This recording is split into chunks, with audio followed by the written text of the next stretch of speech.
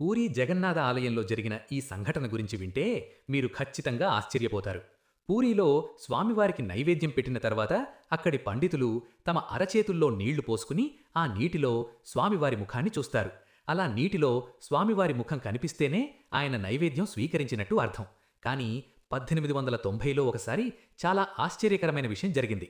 పూజారులు రోజూలాగానే స్వామివారికి నైవేద్యం పెట్టిన తర్వాత అరచేతుల్లో నీళ్లు పోసుకుని స్వామివారి ప్రతిబింబం చూస్తుంటారు. కానీ పూజారులు ఎంత ప్రయత్నించినా ఆ నీటిలో స్వామివారి ముఖం కనిపించలేదు.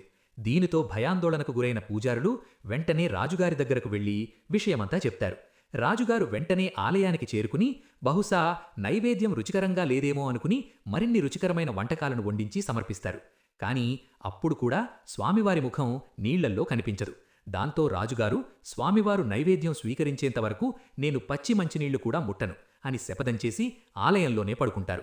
ఆ రోజు రాత్రి జగన్నాథుడు రాజు కలలోకి వచ్చి, రాజా, పక్క ఊరిలో ఉన్న వేదమాత అనే ఒక వృద్ధురాలు ఎంతో ప్రేమతో నన్ను పిలిచింది. అందుకే ఆమె పెట్టిన వంటకాలను తినడానికి ఆమె ఇంటికి వెళ్లాను. అంతేకాని మీరు పెట్టిన ప్రసాదం నాకు నచ్చక కాదు. నాకిప్పుడు చాలా ఆకలిగా ఉంది. నైవేద్యం పెట్టండి, తింటాను అని స్వామి అడుగుతాడు. వెంటనే రాజు నిద్ర నుంచి మేలుకుని పూజారులతో మళ్లీ నైవేద్యం పెట్టిస్తారు. ఆ సమయంలో జగన్నాథుడు నైవేద్యం స్వీకరిస్తాడు. మరియు వెంటనే స్వామివారి ముఖం నీళ్లల్లో స్పష్టంగా కనిపిస్తుంది. అందరూ జై జగన్నాథ్ అని కామెంట్ చేయండి.